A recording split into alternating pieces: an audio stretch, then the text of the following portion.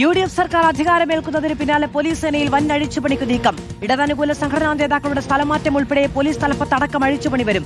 കഴിഞ്ഞ 10 വർഷമായി രാഷ്ട്രീയ സ്വാധീനം ഉപയോഗിച്ച സ്പെഷ്യൽ ബ്രാഞ്ചിലും സായുധ ക്യാമ്പുകളിലും കഴിയുന്ന പോലീസുകാർക്കാണ് ആദ്യഘട്ടത്തിൽ തന്നെ സ്ഥലമാറ്റമുണ്ടാവുക. അതേസമയം സർക്കാരിനെതിരെ നിയമപോരാട്ടമടക്കം നടത്തിയ യോഗേഷ് ഗുപ്ത അടക്കമുള്ളവർക്ക് പ്രധാന ചുമതലകൾ നൽകാനും നീക്കമുണ്ട്. യൂണിഫോം ഇടാതെ സ്പെഷ്യൽ ബ്രാഞ്ചുകളിൽ, ദൈനംദിന ഡ്യൂട്ടികളിൽ നിന്നൊഴിവായി സായുധ ക്യാമ്പുകളിൽ കഴിഞ്ഞ 10 വർഷമായി ഇടതനുകൂല സംഘടനാ നേതാക്കളുടെ പോലീസിംഗ് ഇങ്ങനെയെന്നാണ് സേനയ്ക്കുള്ളിൽ തന്നെ ഉയരുന്ന ആക്ഷേപം. എന്നാൽ UDF സർക്കാർ അധികാരം ഏറ്റെടുക്കുന്നതിന് തൊട്ടു പിന്നാലെ തന്നെ വൻ സ്ഥലം മാറ്റങ്ങളാണ് ഇത്തരക്കാരെ കാത്തിരിക്കുന്നത്.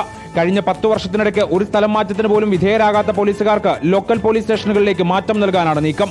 കോൺഗ്രസ് നേതാക്കളെ സ്ഥിരമായി സാമൂഹ്യ മാധ്യമങ്ങളിൽ അധിക്ഷേപിക്കുന്ന സംഘടനാ നേതാക്കൾക്കെതിരെ നടപടിക്കും സാധ്യതയുണ്ട്. അതേസമയം പോലീസ് തലപ്പത്തടക്കം അഴിച്ചുപണിക്ക് കളമൊരുങ്ങിക്കഴിഞ്ഞു. 15 മാസം കൂടി കാലാവധിയുള്ളതിനാൽ സംസ്ഥാന പോലീസ് മേധാവിയിൽ നിന്ന് റവാഡ ചന്ദ്രശേഖറിന് സ്ഥാനചലനം ഉണ്ടായില്ല. എന്നാൽ ക്രമസമാധാന ചുമതലയുള്ള ADGP സ്ഥാനത്ത് നിന്നും ക്രൈംബ്രാഞ്ച് മേധാവി സ്ഥാനത്ത് നിന്നും H വെങ്കടേഷ് തെറിച്ചേക്കും. ക്രമസമാധാന ചുമതലയുള്ള ADGP-യായി P വിജയനെയും ക്രൈംബ്രാഞ്ച് മേധാവിയായി ദിനേന്ദ്ര കശ്യപിനെയും UDF സർക്കാർ പരിഗണിച്ചേക്കും.